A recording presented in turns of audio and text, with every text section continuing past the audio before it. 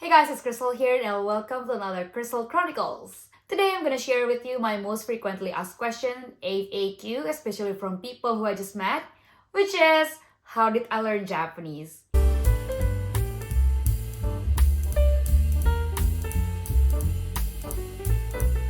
I'm an Indonesian living in Japan. I was born and bred in Jakarta, Indonesia. My parents are Indonesian born Chinese. I guess we have no Japanese blood in the family, nor did I spend my childhood here in Japan.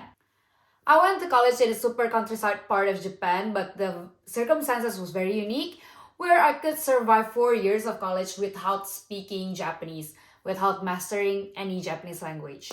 More to that in other videos, but all that I wanted to say is going to college in Japan doesn't help me to improve my Japanese language. I earned my N1 of Japanese language proficiency test, JLPT, which is the highest level of Japanese proficiency, 7 or 8 years ago, I don't even remember. And I'm not here to brag about that, but instead I'm gonna share with you things to be aware of when learning a language and tips on how I learned Japanese myself. There are 3 things to be aware of when learning Japanese. The first one is being certified doesn't define your language capability.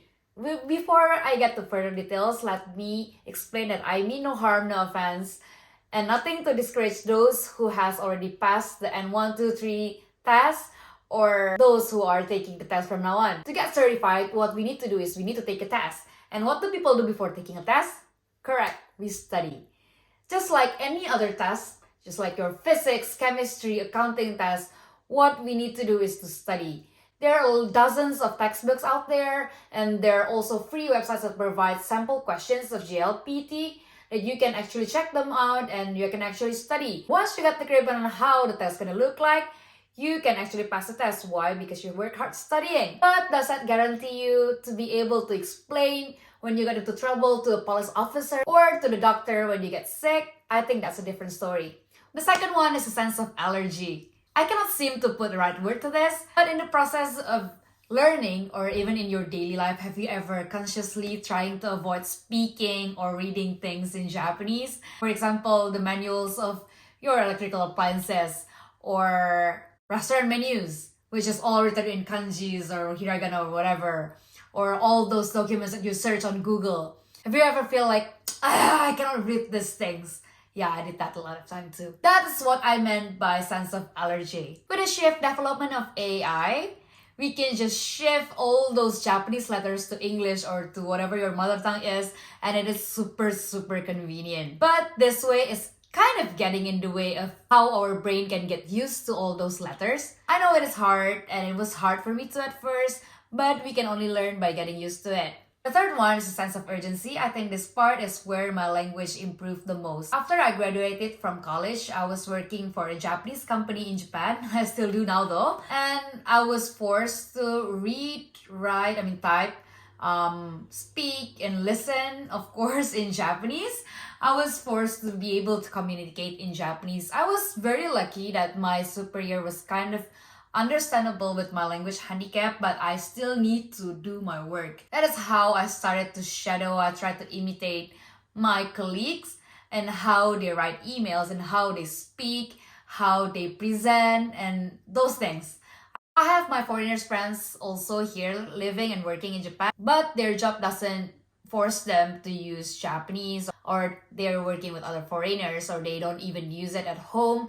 So their Japanese hasn't improved that much, which is still very good. But when the circumstances forces you to do so, that is how you make the difference. Now that we have already gone through all the things to be aware of, let me get straight to the tips. The first one is to learn the conservative way. Learn how to read and write from the textbooks, take courses, learn how to listen and how to speak from the native. I know that I said that getting yourself certified doesn't define your capability, but you still need to learn all the basic and foundation stuffs, at least for daily conversation stuffs. Don't study for the sake of taking tests, because then you will only remember how to tackle the test. After the test is over, it will just be poof and gone like that. You will need to remember, especially because Japanese, they have a lot of difficult grammars. For example, the word eating, taberu, can be transformed into tabeteiru, tabeta, taberareru, tabesaserareru, and so many other things, right? However, using these words in daily conversations help a lot to get used to transforming all these verbs and to understand the meaning to it. The second one is to go out and make friends. By make friends, I mean make real friends. Hang out, spend some fun times together, laugh, cry, have deep conversation together with your Japanese friends. I know this might sound a little bit contradictory, but I made most of my Japanese friends when I was in Jakarta.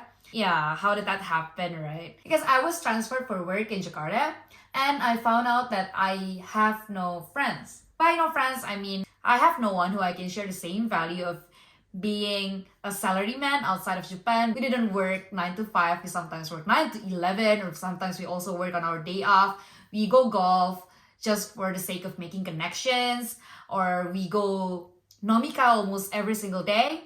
And those kind of values, maybe for those who are not Japanese, it's very hard to share. That is one of the reasons I go out and try to find communities where I can find people who share the same value with me. And I did. Yes, the language barrier was very real at first. I couldn't understand half of the things that they were saying because they were not using the language that I'm using at work, but they were using slangs, trends, and they were talking about personal life, love life, things like that. Little by little, I tried to catch up with that, and I tried to open up myself also. And that is how I get comfortable with talking to my Japanese friends. I did not join the community to improve my Japanese skills, but it really did help me a lot.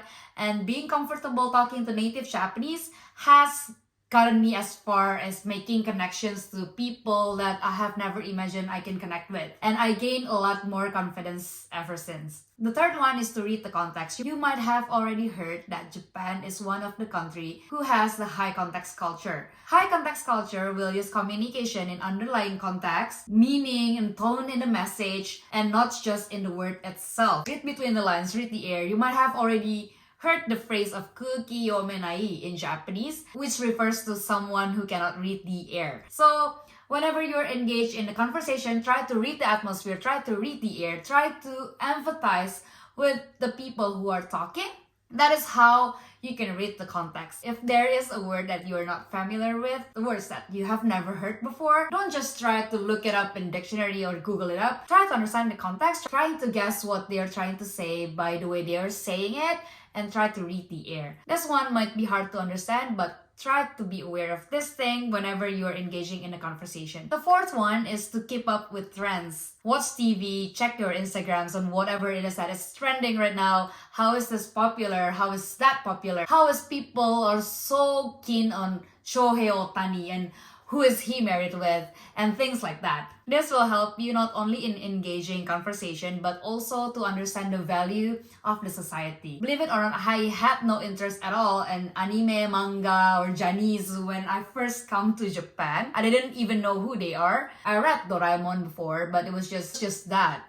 Yeah, nothing more, nothing less. But the thing that helps me a lot improving my Japanese is when I started watching Getsuku. Getsuku is a TV drama series. Every Monday, Getsu Yobi, 9 p.m. Kuji. So that's why they call it Getsuku. And last but not least is do it scared anyway. I know it's hard not to be shy, and it is impossible not to be scared anyway. You might be afraid to make mistakes, or you might be a little bit discouraged talking to the natives because you're not confident with your language skills. But then you just need to go out there and try to speak. It is part of the learning process anyway. I know you're scared, I know you're shy, but just do it scared anyway. So here are things to be aware of and some tips on how to learn Japanese language based on my very own experience. I hope this will be helpful to you guys, and yeah, I hope you guys like it. So don't forget to subscribe, click on the like button, and comments down below, and I'll see you guys in my next video.